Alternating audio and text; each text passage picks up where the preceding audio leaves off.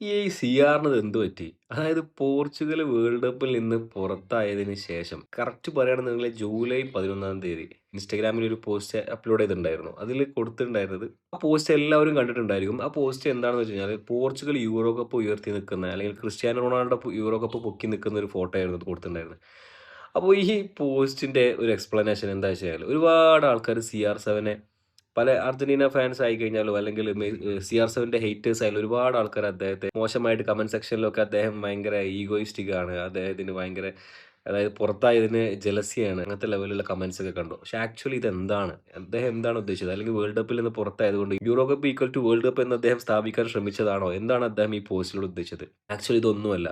കാരണം CR7നെതിരെ ആ ഒരു പോസ്റ്റിൽ ഒരുപാട് ഹെയ്റ്റ് ക്യാമ്പയിൻ വന്നിട്ടുണ്ട്. ഞാൻ മനസ്സിലാക്കിയത് 2016 ജൂലൈ 11 ഈ ദിവസമാണ് ഫ്രാൻസിനെ തോൽപ്പിച്ചിട്ട് അവര് പോർച്ചുഗലിന്റെ കരിയറിൽ തന്നെ ഏറ്റവും വലിയൊരു മേജർ ടൂർണമെന്റായ യൂറോ കപ്പ് അവർ നേടുന്നത്.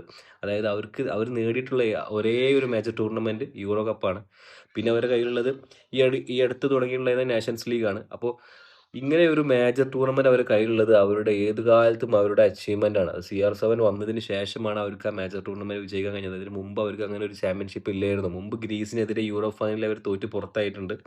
പക്ഷേ ഈ ഒരു അച്ചീവ്മെന്റ് അതിന്റെ ഒരു ആനിവേഴ്സറി അല്ലെങ്കിൽ സെലിബ്രേഷൻ ആയിട്ടാണ് CR7 ആ പോസ്റ്റ് ഇട്ടത്.